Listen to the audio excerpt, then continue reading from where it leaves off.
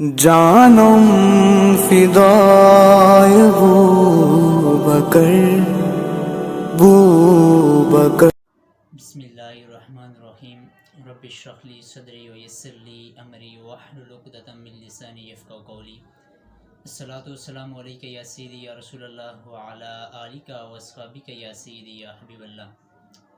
محترم سامعین وقار، قرآن مجید کو سمجھنے کے لیے ہمیں جو ہے، چونکہ ہم غیر عربی لوگ ہیں تو ہمیں ترجمہ درکار ہے.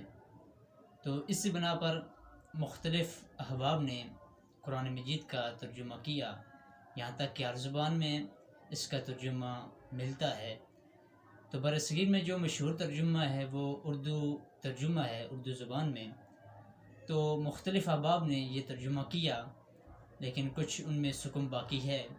لیکن اگر بندہ قرآن کو سمجھنا چاہتا ہے تو وہ رجوع کرے کنز الایمان شریف کی طرف، جو سیدی اعلیٰ حضرت امام احمد رضا خان فاضل بریلوی رحمۃ اللہ تعالیٰ علیہ نے لکھا ہے.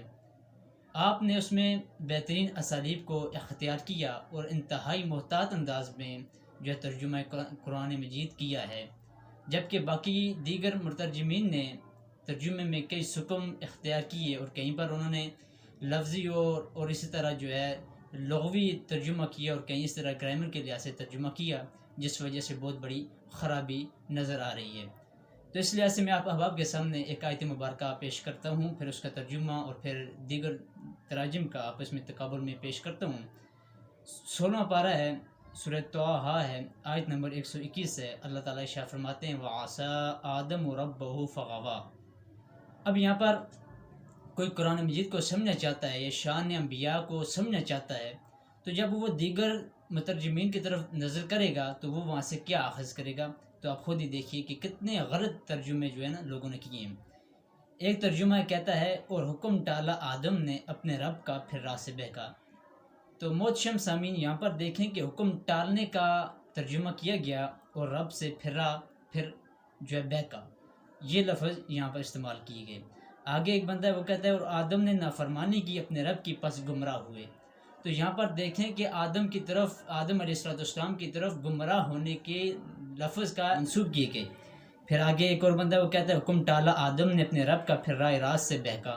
نعوذ باللہ، یعنی اتنے غلط تراجم یہاں پر کیے گئے کہ نبی کی طرف حکم ٹالنے کے، نافرمانی کے، بہک جانے کے ترجمے کیے گئے.